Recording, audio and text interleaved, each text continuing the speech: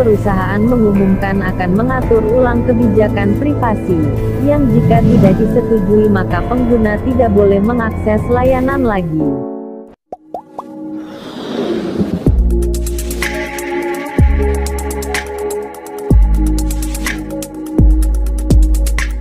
Melalui WhatsApp, Facebook bisa merampas data pengguna dengan sah. Apakah WhatsApp aman? Baru-baru ini WhatsApp sedang jadi buah bibir di masyarakat. Pihak perusahaan mengumumkan akan mengatur ulang kebijakan privasi, yang jika tidak disetujui maka pengguna tidak boleh mengakses layanan lagi. Tentu hal ini menjadi kabar buruk yang perlu dipahami. Sebab hampir semua kalangan menggunakan aplikasi yang didirikan oleh January Koum dan Brian Acton tersebut. Terlebih di era digital dan pandemik seperti saat ini, WhatsApp telah banyak membantu berbagai permasalahan, dari komunikasi, pembelajaran dari banyak bidang, hingga bisnis online. Sebelum membahas aman atau tidaknya penggunaan WhatsApp, kita tilik terlebih dahulu awal mula pembelian saham, aturan, serta kejadian yang sempat membuat Mark Zuckerberg rugi hingga miliaran dolar. Perjanjian yang dilanggar oleh Facebook sebelum Facebook menambahkan WhatsApp ke grup perusahaan.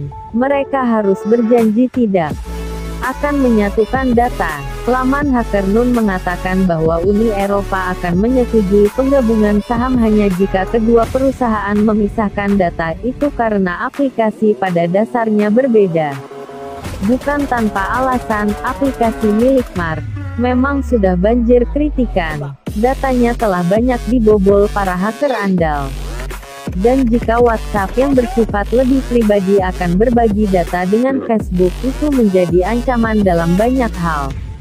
Pihak Facebook akhirnya mengumumkan data yang mereka simpan dijamin aman. Para pengguna bisa mengatur kebijakan privasi masing-masing yang tidak bisa diakses oleh orang lain.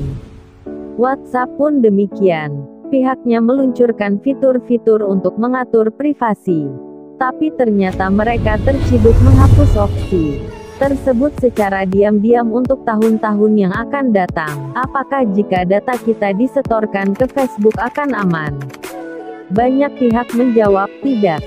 Dengan membeli saham Instagram 2012 dan WhatsApp 2014, banyak pakar sudah memprediksi bahwa Facebook akan menguasai pasar online.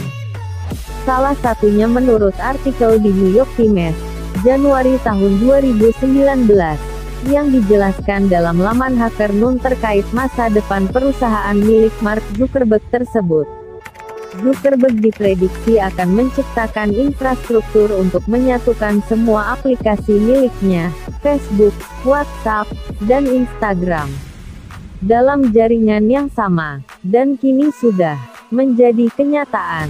Facebook mengambil langkah yang menggemparkan, yakni ingin meminta data para pengguna WhatsApp. Jika pengguna tidak setuju, maka mereka tidak boleh menggunakan layanan tersebut. Apa yang terjadi jika data pribadi kita disetorkan ke Facebook? 1. Rawan bocor ke hacker pencuri data. Facebook dikenal tidak aman dan sangat kontroversial.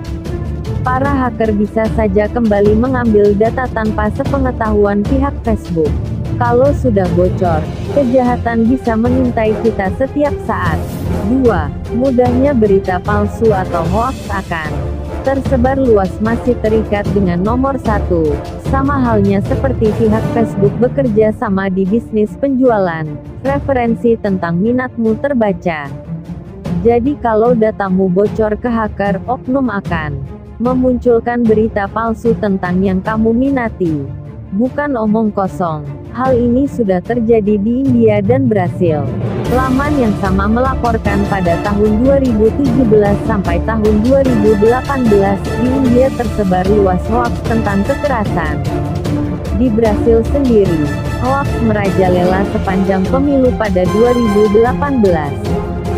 Saat itulah, Facebook dipandang bobrok soal menjaga privasi para penggunanya. 3. Mark mungkin akan kembali melakukan kesalahan yang sama dulu. Mark rugi besar karena dilaporkan telah membiarkan data dibobol oleh pihak ketiga tanpa izin pengguna. Sekarang, ia menginginkan hal yang sama tapi dengan dalih meminta izin.